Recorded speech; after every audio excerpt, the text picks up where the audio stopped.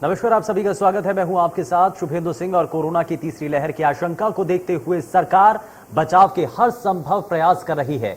वैज्ञानिक कह रहे हैं कि वैक्सीन ही सुरक्षा का कवच है और मध्य प्रदेश और छत्तीसगढ़ में कोरोना की रोकथाम के लिए वैक्सीनेशन जोर शोर से कराया जा रहा है। मध्य प्रदेश में सितंबर के आखिर तक 100% वैक्सीनेशन के लिए वैक्सीनेशन महाअभियान का तीसरा चरण चलाया जा रहा है। और पीएम मोदी के जन्मदिन पर मध्य प्रदेश में लगभग 23 लाख लोगों को वैक्सीन लगाई गई है, जबकि लगभग 32.5 लाख डोज लगाने का लक्ष्य रखा गया था। एमपी के इंदौर जिले में सबसे ज्यादा वैक्सीन के डोज लगाए गए। वहीं वैक्सीनेशन महाअभियान में भाग लेने के लिए सीएम शिवराज 20 सेंटर पर जाकर लोगों को वैक्सीन लगवाने के लिए प्रेरित करते रहे हैं। और छत्तीसगढ़ में भी वैक्सीन लगवाने के लिए राज्य सरकार लगातार लोगों से अपील कर रही है। राज्य में लगभग 1,62,00,000 से ज्यादा लोगों को वैक्सीन लगाई जा चुकी है और कोरोना से बचाव में वैक्सीन ही सुरक्षा कवच मानी जा रही है। और इसीलिए सभी सरकारें लोगों से वैक्सीन लगवाने की अपील कर रही हैं। आज हम वैक्सीनेशन को लेकर चर्चा करेंगे, जिसमें हमारे साथ कुछ खास मेहमान भी जुड़ने जा रहे हैं। उनसे हम आपको मिलाएंगे, लेकिन उससे पहले आप कोरोना संक्रमण के इस खतरे को देखिए और समझिए भी, और ये भी समझिए कि वैक्सीन कितनी ज्यादा जरूरी है। और इसीलिए चाहे किसी भी प्रदेश की सरकार हो, मध्य प्रदेश की सरकार हो, छत्तीसगढ़ की सरकार हो, हर सरकार का लक्ष्य यही है कि ज्यादा से ज्यादा लोगों को जागरूक किया जा सके और वैक्सीनेशन के इस महाअभियान के साथ लोगों को जोड़ा जा सके।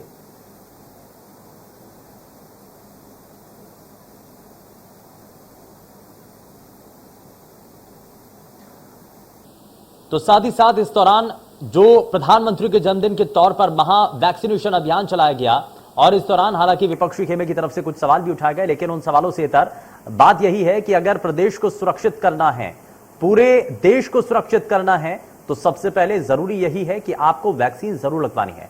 और इस दौरान कोरोना से बचने के दो ही मूल मंत्र है, पहला वैक्सीनेशन और दूसरा आपकी सावधानी, कोरोना गाइडलाइंस का पालन करना, जिसमें आपको सोशल डिस्टेंसिंग का ध्यान रखना है, आपको अपने चेहरे को ढक करके रखना है, यानी कि आपको मास्क का इस्तेमाल करना है, और तीसरा आपको समय समय पर अपने हाथों को सैनिटाइज करना है या फिर अपने आप हाथों को साफ रखना है। तो ये कुछ मूल मंत्र हैं जो कि इस दौरान देखे जा रहे हैं इस वायरस से बचने के लिए।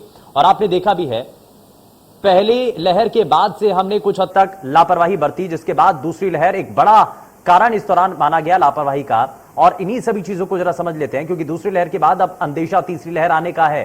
तो इन सभी चीजों को जरा समझते हैं। कुछ खास मेहमान हमारे साथ कार्यक्रम में जुड़ चुके हैं। सबसे पहले आपका तारुफ उनसे करा देते हैं। हमारे साथ डॉक्टर भुवनेश्वर गर्ग हमारे साथ कार्यक्रम में हैं। बहुत स्वागत है सर आपका कार्यक्रम में। हमारे साथ डॉक्टर अनिमेश चौधरी कार्यक्रम में जुड़ चुके हैं। डॉक्टर अनिमेश, बहुत स्वागत है आपका। और साथ ही आईआईटी कानपुर से प्रोफेसर राजेश रंजन हमारे साथ कार्यक्रम में जुड़ चुके हैं। राजेश जी, बहुत स्वागत है आपका कार्यक्रम में। लेकिन डॉक्टर गर्ग, मैं शुरुआत आपसे करना चाह रहा हूं। मौजूदा वक्त में कोरोना के इस खतरे को हमने देखा और पहली लहर से बहुत हद तक हमने सीखने की भी कोशिश की है, लेकिन कितना हम सबक ले पाए हैं, क्योंकि दूसरी लहर का बड़ा कारण यही था कि लापरवाही पहली लहर के बाद हमने देखने को मिली थी। हमने लापरवाही बरतनी शुरू कर दी थी और कुछ ऐसा ही अब भी देखने को मिल रहा है। सार्वजनिक जगहों पर जाएं तो लोग सोशल डिस्टेंसिंग का पालन नहीं कर रहे हैं, चेहरे को ढक करके नहीं रख रहे हैं। वैक्सीनेशन के प्रति जो अभी भी लोगों के मन में सवाल है, शक है, वो बड़ा कारण है कि तीसरी लहर की तरफ ये इशारा करता है। और बार बार एक्सपर्ट भी दावा कर रहे हैं कि तीसरी लहर आएगी। बिल्कुल बिल्कुल शुभेंदु जी, और जिस तरह से आप याद करिएगा, हम लगातार पिछले 2 साल से चेताने की कोशिश कर रहे हैं। और जैसे कि आपको भी ध्यान है कि मैं दुनिया का इकलौता सर्जन हूं जिसने सेल्स को, टिश्यूज को रिवाइव करने, रीजनरेट की टेक्नोलॉजी हासिल कर ली है। इसका मतलब है कि सेल साइटोलॉजी में फिलहाल मुझसे बड़ा विशेषज्ञ दुनिया में कोई नहीं है, क्योंकि ये काम दुनिया नहीं कर सकी है। इसलिए हम वायरस की सेल साइटोलॉजी के ऊपर लगातार काम करते हुए चेताने की कोशिश कर रहे थे कि ये जो वायरस है, ये वाटर के जरिए हमारे पेयजल स्रोतों को भी संक्रमित करेगा, ये हमारी इम्यूनिटी को भी डिस्टर्ब करेगा, ये हमारे red cells, WBC cells, platelets को भी डिस्टर्ब करेगा।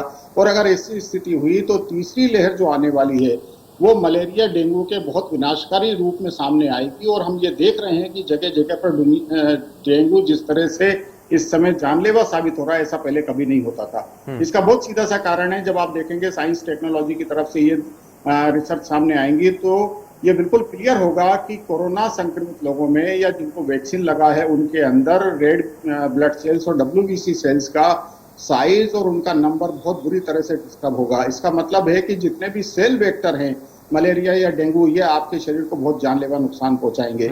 इसलिए हमारे सारे विशेषज्ञों को बहुत तीव्रता के साथ इसके ऊपर काम करना चाहिए।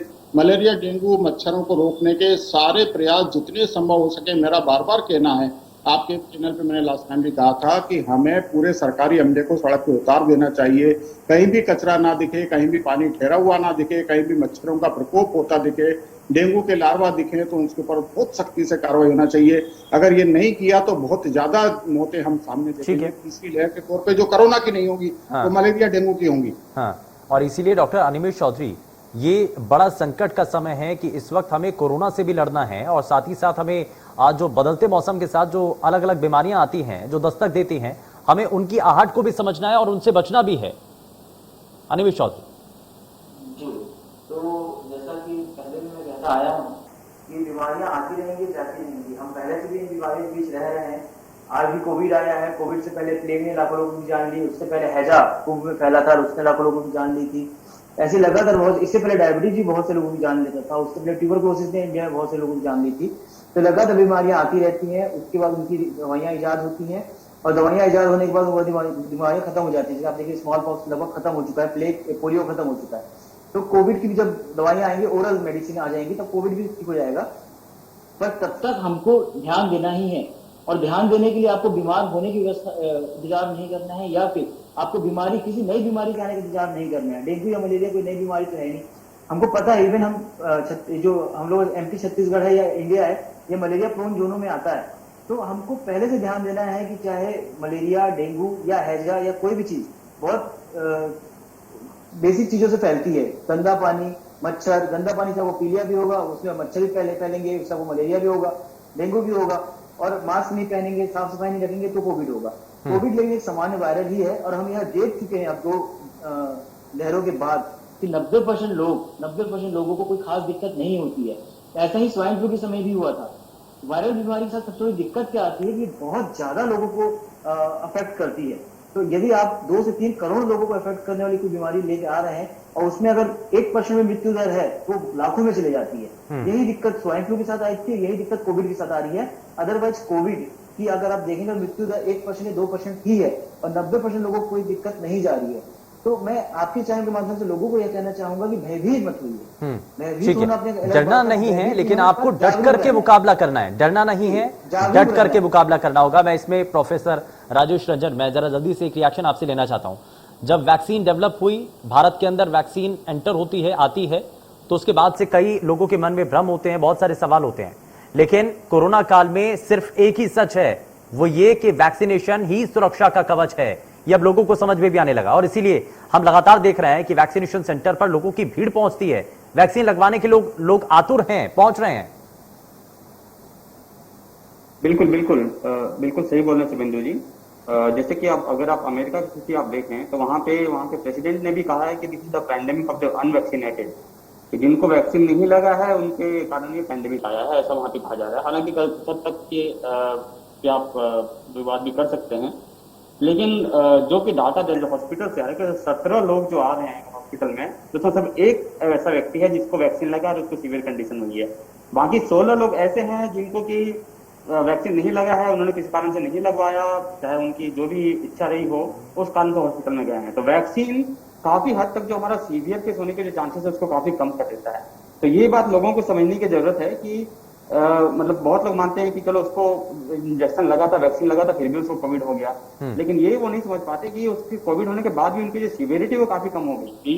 99% केसेस में ऐसे हैं कि घर पे वो ठीक हो जाएंगे वो, अगर उनको वैक्सीन लगा हुआ है तो जैसा कि भी डॉक्टर्स बता रहे थे कि 90% लोग तो घर पे ऐसे ही ठीक हो जाते हैं, लेकिन अगर वैक्सीनेटेड हैं तो काफी हद तक 95% से ऊपर के लोग घर पे ही ठीक हो जाएंगे। तो इस हिसाब से हॉस्पिटल में जो एक भीड़ जमा हो जाती है वो नहीं होगी, तो उससे हम इस पेंडेमिक को अच्छे से कंट्रोल कर पाएंगे अगर आगे कोई वेव आती है तो।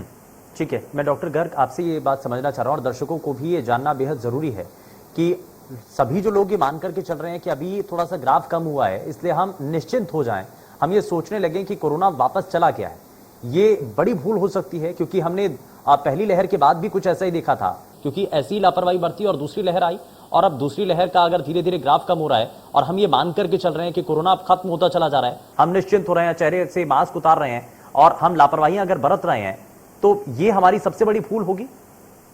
बिल्कुल बिल्कुल शिवेंद्र जी, सबसे पहले तो मैं आपके चैनल के माध्यम से हमारे यशस्वी प्रधानमंत्री जी को उनके जन्मदिन की बधाई देना चाहता हूं, और मेरा मानना है कि इतना बड़ा भगीरथी काम, जिसमें 125 करोड़ लोगों को वैक्सीन के 2 डोज लगाने का प्रयास करना, वो भी निःशुल्क, ये किसी भी कंट्री के लिए, किसी भी कुबेर के लिए संभव नहीं था, जो हमारे प्रधानमंत्री जी ने करके दिखाया है। हम आकलन करें कि अगर ये व्यवस्था नहीं होती और 10-10, 20-20 हजार रुपए में वैक्सीन लग रही होती, वो भी चुनिंदा लोगों को, तो क्या मारा टूटी बची होती, क्या मुश्किल हालात हुए होते।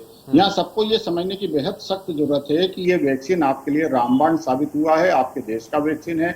और सबसे बड़ी बात कि हमारे देश के 5 लाख लोगों ने, डॉक्टरों ने, फ्रंट वॉरियर्स ने अपनी लाइफ पर एक तरह से इस वार को झेला है और आपको नतीजे दिए हैं कि इससे किसी को नुकसान नहीं होगा, इससे की जान नहीं जाएगी। आप निसंदेह होकर इसको वैक्सीन लगवाइए। और इसलिए हम देख रहे हैं कि आज इसकी भीड़ उमड़ रही है, लोग लगवा रहे हैं। चुनिंदा एक तरह से हम कहें कि विपरीत मानसिकता की बात अलग है कि लोगों के अंदर एक स्वभाव होता है कि मैंने कहा कि ऐसा नहीं करना है तो वो वैसा ही करेंगे, तो उसको हम छोड़ दें। तो लगभग अमूमन हमारे देश ने इसको बहुत अच्छे तौर से लिया है और हम देख रहे हैं कि जिन जिन लोगों को भी वैक्सीन लगा है उनके अंदर किसी भी तरह की प्राण घातक स्थिति नहीं बन रही है, अगर वो दोबारा संक्रमित भी हो रहे हैं तो। लेकिन हाँ, उनको सबको ये ध्यान रखना है कि कोरोना के एक वायरस के खिलाफ आपके अंदर शरीर में इम्यूनिटी वैक्सीन से आ गई है, लेकिन 250-300 म्यूटेशंस मौजूद हैं। कोरोना वाटर में मौजूद है, इसका मतलब है कि आपको आंतों का संक्रमण हो सकता है। कोरोना की वजह से आपके अंदर मलेरिया, डेंगू जैसे संक्रमण जानलेवा हो सकते हैं। तो आपको सावधानी सब तौर से बरतनी है। और अगर हम स्वाइन फ्लू जैसे पहले के वायरस का भी आकलन करें तो वो जगह जगह पर एंडेमिक होके बैठा है, वो खत्म नहीं हुआ है। वायरस, फंगस कभी भी खत्म नहीं होते हैं, इसलिए हमने इसको वायरस का नाम दिया है। ये वायरस फंगस के साथ मिलकर, ये कोरोना वायरस फंगस के साथ मिलकर बेहद जानलेवा साबित हो रहा है। इसलिए आपको अपनी इम्यूनिटी बेहतर रखने के हर संभव प्रयास करने हैं। पानी की शुद्धता के सारे प्रयास करने हैं। साफ सफाई, कचरे को खत्म करने के, उसके ऊपर व्यवस्था ठीक करने के सारे काम करने हैं। सरकार के भरोसे मत रहिए। ये आपने एक अच्छा पॉइंट यहाँ पर रेज किया है कि पानी के जरिए भी अगर संक्रमण होता है तो आखिर इसको लेकर के क्या शोध और क्या इस पर काम, क्योंकि इससे संक्रमण होने की संभावनाएं और भी ज्यादा बढ़ जाती हैं। डॉक्टर राजेश रंजन, प्रोफेसर राजेश रंजन, मैं जरा जल्दी से आपसे इस पर ये समझना चाह रहा हूँ, अभी तक जो कई शोध हुई हैं, आप अलग अलग शोधों के दौरान अलग अलग चीजों पर, क्योंकि हवा के जरिए भी क्या ये ट्रेवल करता है, क्या ये एक जगह से दूसरी जगह पहुंच जाता है, और क्या अब पानी को लेकर के जो संकट है, क्योंकि बहुत सारे लोगों के मन में और कई एक्सपर्ट्स के द्वारा ये भी कहा जा रहा है, इसको लेकर के भी शक जाहिर किया जा रहा है कि अगर पानी में सप्लाई में अगर ये संक्रमण हो जाता है या फैल जाता है तो क्या ये वाकई में एक जगह से दूसरी जगह पहुंच सकता है या संक्रमित कर सकता है, उतना प्रभावकारी रहेगा? पानी के बारे में तो मतलब मैंने अभी तक ऐसा कुछ शोध नहीं पढ़ा, लेकिन जहाँ तक एयरबॉर्न डिजीज की बात है तो काफी वैज्ञानिकों ने बताया है कि जैसे कि आप क्लोज रूम में रहते हैं या फिर अगर बहुत ज्यादा लोग एक जगह पे रहते हैं, वहाँ एक भी संक्रमित आ जाता है और अगर आप मास्क लगाए हुए नहीं हैं तो बहुत संभावना है कि वायरस एयरबॉर्न हो जाए और वो आपको आपके नाक के जरिए या कान के जरिए, मुंह के जरिए, आपके अंदर आंख के जरिए जाके आपको परेशान कर सकता है वो। तो इस बारे में काफी बातें हुई हैं, WHO ने भी काफी बातें कही हैं। हालांकि इसमें अभी तक कुछ पूरा प्रूफ नहीं आ पाया है। डेल्टा वेव जब आया था तो लोगों ने काफी कहा था कि एयरबॉर्न है, इस कारण से बहुत लोग संक्रमित हो रहे हैं। हाँ। लेकिन 100% कुछ नहीं कहा जा सकता। ठीक है, लेकिन इसका डर काफी हद तक है। ठीक है, डर बना हुआ है, लेकिन 100% कुछ कहा नहीं जा सकता। डॉक्टर गर्ग, आप कुछ कहना चाह रहे हैं? थोड़ी सी इस बारे में जानकारी देना चाहता हूं कि हमारे नेशनल वाटर वर्क्स ने और नेशनल हेल्थ एसोसिएशन ने जितनी भी जगहों पे पानी का सोर्स का सर्वे किया है, सब जगह कोरोना का वायरस पानी के सोर्सेज में मिला हुआ है। ये बेहद चिंताजनक है, इसके ऊपर कार्रवाई होनी चाहिए। हाँ, ठीक है, तो ये रेड सिग्नल है और इसको पहले से पहले ही समझने की जरूरत है। कहीं ऐसा ना हो कि आप ज्यादा हद तक, और इसलिए बार बार अलार्मिंग सिचुएशन इसको डॉक्टर गर्ग बता भी रहे हैं। डॉक्टर अनिमेष चौधरी, मैं थोड़ा सा आगे बढ़ता हूँ, मैं जरा इस पर बात भी कर रहा हूँ कि अगर देश के अंदर वैक्सीनेशन का जो प्रोग्राम है, आप चाहे वो महाअभियान के जरिए वो आगे बढ़ाने की कोशिश हो, क्या अभी तक आप ये मानते हैं कि जिस स्तर तक पहुंचा है वो ठीक है या और तेजी के साथ आगे बढ़ना चाहिए था? क्योंकि जितनी हमारे देश की पॉपुलेशन है, ये बड़ी चुनौती के तौर पर भी है। पहले इससे पहले जो चर्चा हो रही थी वाटर के ऊपर, मैं उसको बता दूं, जो वायरस होते हैं, जितने शक्तिशाली वायरस होते हैं, जो मनुष्य को जितना ज्यादा नुकसान पहुंचाते हैं, प्रकृति ने एक व्यवस्था बनाई है कि वो वायरस मनुष्य के शरीर के बाहर उतने ही कमजोर होते हैं। आप HIV वायरस का उदाहरण भी ले सकते हैं, स्वाइन फ्लू का उदाहरण भी ले सकते हैं, और कोविड वायरस के बारे में ये माना गया है कि मानव शरीर के बाहर ये बहुत कमजोर होता है और जीवित नहीं रह पाता है। इसके साथ ये भी बहुत सारे स्टडीज आए थे कि मल के द्वारा, मलमूत्र के द्वारा ये जो है फैल सकता था, मलमूत्र में वायरस सिक्रेट हो रहा था, पर अभी तक एक भी रिपोर्ट में ऐसा नहीं कंफर्म हो पाया कि उससे लोगों को फैला। तो लोगों के मन में यह भय नहीं होना चाहिए, क्योंकि बहुत ही स्टडीज तो आती रहेंगी। स्टडीज का आना एक अलग चीज होता है, प्रैक्टिकल बात क्या है वो अलग होता है। प्रैक्टिकली 2 बार हो चुका है, 1 साल से ऊपर हम इस वायरस को झेल रहे हैं और ये बात लगभग कंफर्म है हाँ। कि यह सिर्फ सांस के द्वारा ही फैल रहा है हाँ। और किसी चीज से नहीं फैल रहा है। पानी में कोविड का वायरस आता है, अब पानी को लेकर आरटीपीसीआर रिपोर्ट कराएंगे तो पॉजिटिव भी आती है। हाँ। तो इसका मतलब ये नहीं है कि आपको पानी से कोविड वायरस हो रहा है, इस चीज को लेकर लोग निश्चिंत रहें। पहली नहीं, बात। हाँ। दूसरी बात वैक्सीनेशन को लेकर, जी वैक्सीनेशन को लेकर जो बात हो रही है उसके बारे में यह कहना चाहूंगा कि जो वैक्सीनेशन का एक अच्छा खासा परसेंट अचीव हो चुका है और वह एक कहना चाहिए कि लोगों को इस चीज से संतुष्ट होना चाहिए। धीरे धीरे वैक्सीनेशन होता रहेगा, मैक्सिमम लोगों को फर्स्ट डोज लग चुका है और फर्स्ट डोज अपने आप में 70 से 80% आपको एक सेफ्टी ठीक है। देती है, ठीक है। सेकेंड डोज बूस्टर होती है। हाँ। तो धीरे धीरे इसी गति से चलता रहे, क्योंकि अगर आप बहुत ज्यादा वैक्सीनेशन करने का प्रयास करेंगे ठीक है, यानी कि बूस्टर डोज लगवाना बहुत हद तक जरूरी है। लेकिन मैं आपने जो पहले पॉइंट रखा, जरा उस पर कुछ डॉक्टर गर्ग कुछ कहना चाह रहे हैं, मुझे लगता है कि उसी पॉइंट पर वो कुछ कहेंगे। डॉक्टर गर्ग। शुभेंदु जी, देश की 2 बड़ी गैस्ट्रोएंटरोलॉजी सोसाइटियां हैदराबाद की और बेंगलोर की, उनके पूरे रिसर्च पेपर सामने पब्लिश्ड हैं और उन्होंने बहुत बड़े संख्या में मरीजों को देखा है जिसमें ना समझ आने वाले पेट के दर्दों में जिसमें कोविड पॉजिटिव पाया गया है। ये बेहद चिंताजनक है। मैं किसी को भी डराने की बात नहीं कर रहा हूँ, मेरा मुद्दा सिर्फ इस बात का है कि जहां 6 घंटे में सरफेस एयर टू एयर में कोविड का वायरस नष्ट होता देखा गया है, वहां वाटरबोर्न सिस्टम में ये 1.5 महीने तक पॉजिटिव देखा गया है। ये पूरी दुनिया की रिसर्चर्स हैं, इसके ऊपर कोई बहस की जरूरत नहीं है। मेरा सिर्फ ये निवेदन है सबसे कि हम अपने सक्षम चैनल के माध्यम से लोगों को ये जागरूक करें कि पानी की शुद्धता के ऊपर बेहद प्रयास करें, क्योंकि आपको पता ही नहीं पड़ेगा आप किस चीज से ग्रस्त हैं, कौन सी बीमारी है, तो डॉक्टर इलाज क्या करेगा। लेकिन इसके उपाय क्या होंगे सर पे? बिल्कुल, पानी की शुद्धता पे बहुत ढेर काम किए जाने चाहिए। जैसे मैंने कहा कि हम कोशिश करें कि सीवेज वाटरबोर्न हमारे सोर्सेज के ऊपर बिल्कुल ना जाए, और अगर कोई भी संभावना हो तो सरकार प्रयास करे कि पानी को उबाल के ठंडा करके पानी को शुद्ध करने के प्रयास हम घर घर में पहुंचाने की कोशिश करें। ये 3 महीने अगर हम मेहनत कर लेंगे कि सीवेज पानी में ना पहुंचे और जो पानी हम पी रहे हैं उसको अच्छे से फिल्टर होके या बॉयल होके हम इस्तेमाल कर रहे हो, तो हम बहुत कुछ बीमारी पे कंट्रोल कर सकते हैं। ठीक है, तो बहुत सारे दर्शक जो कि उनके जहन में भी सवाल होगा कि अगर ऐसा होता है तो कैसे उससे बचा जाए, तो आप अपने घर में ही, क्योंकि पानी की शुद्धता को लेकर के बड़ा सवाल है, तो आप अगर आरओ का इस्तेमाल करते हैं तो उसके बाद भी आप पानी को गर्म करके आप उसको ज़रूर पी सकते हैं, ताकि मैं ठीक है, मैं थोड़ा सा आगे बढ़ता हूँ। डॉक्टर प्रोफेसर हमारे साथ लगातार कार्यक्रम में है। सर, इसको लेकर के आप जरा बताइए कि शोध इस पर भी हुए हैं कि आप पानी की शुद्धता को लेकर के अब सवाल भी है, और अगर ये पानी शुद्ध नहीं होगा तो संक्रमण होने की संभावनाएं भी बढ़ जाएंगी और खतरा भी ज्यादा होगा। फिर नहीं, आप जो बोल रहे हैं वो जनरल स्टेटमेंट के लिए सही है, लेकिन मैं कोविड स्पेसिफिक में कुछ बोलना नहीं चाहूंगा। हाँ। क्योंकि मतलब जहां तक मेरी स्टडी है इसमें कुछ बहुत बड़ा प्रूफ नहीं है कि पानी से कोरोना फैला है। हाँ। और कोई भी स्टेटमेंट यहाँ पे देना ये ऐसा हो सकता है कि लोगों के मन में एक पैनिक क्रिएट कर दे। ठीक है, मतलब एज ए जनरल स्टेटमेंट कि हाँ पानी अगर शुद्ध नहीं हो तो आपको हैजा हो सकता है, आपको अलग बीमारियां हो सकती हैं, ठीक है, टाइफाइड हो सकता है, तो इस हिसाब से आपको पानी गर्म करके या फिर पानी आरओ का पीना चाहिए। और बिल्कुल बिल्कुल सही बात बता रहे हैं डॉक्टर गर्ग। लेकिन जहां तक ये है कि पानी से कोरोना फैल सकता है, इस बारे में मुझे कोई जानकारी नहीं है। मैं अच्छा, इसमें मैं एक चीज और जोड़ देता हूं।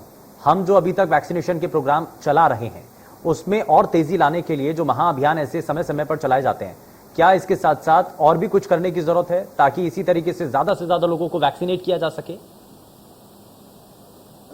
शुभेंदु जी, मैं एक चीज जोड़ना चाहूंगा। हाँ। ये जो महाअभियान होते हैं एक दिन में ज्यादा से ज्यादा लोगों को वैक्सीन लगाने के लिए एक्चुअली में गलत है। हाँ। पिछली बार जब भी कई बार ये देखा गया कि वैक्सीन के बाद लोगों को कोविड हुआ था, हाँ। तो उसका एक हाइपोथेसिस ये बनी थी कि क्योंकि एक सेंटर में बहुत सारे लोग एक साथ वैक्सीन लगवाने जाते थे, उनमें से कुछ लोगों को वायरल रहता था या कोविड रहता था, जो जानकारी भी नहीं रहती थी कि हमको कोविड पॉजिटिव है, और वो वैक्सीन लगवाने जाते थे और उस समय में बहुत सारे लोगों को कोविड पॉजिटिव किया था। शुरुआती समय में जब एल्डरली लोगों को 60 साल से ऊपर लोगों को वैक्सीन लग रहा था, तब कई लोग वैक्सीन लगवाने के 10 से 15 दिन बाद पॉजिटिव आए थे, और यह बात क्लियर थी कि वैक्सीन लगाने से कोई पॉजिटिव नहीं होता। पर यह देखा गया था कि कुछ लोगों को पहले से कोविड था और वहां पे सेंटर में लोगों ने मास्क नहीं पहना, आपस में बात करते रहे, क्योंकि वैक्सीन के बाद आधे से 1 घंटा लोगों को रोका जा रहा था, उससे कोविड फैला।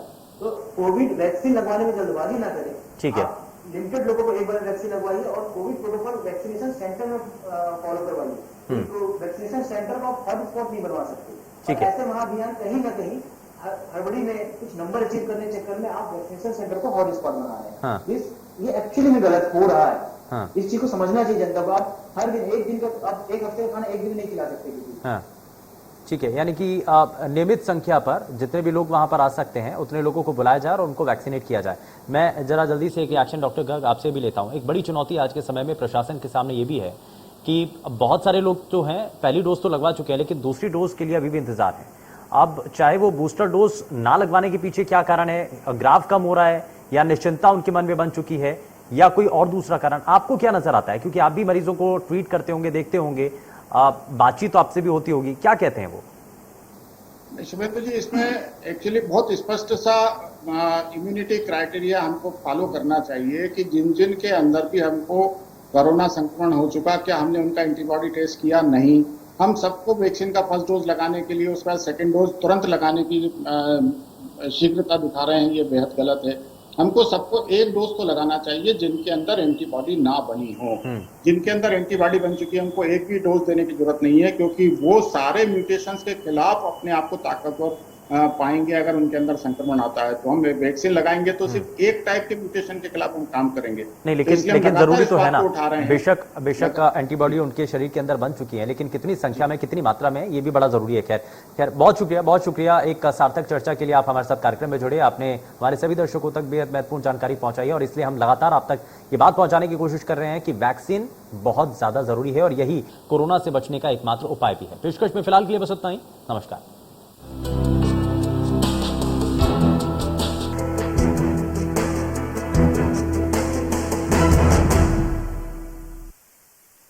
मध्य प्रदेश छत्तीसगढ़ की हर खबर सीधे आपके मोबाइल फोन पर, सोशल मीडिया के हर प्लेटफॉर्म पर है। इंडिया न्यूज मध्य प्रदेश छत्तीसगढ़, अभी सब्सक्राइब करें हमारा चैनल और पाएं मध्य प्रदेश छत्तीसगढ़ की पल पल की खबर।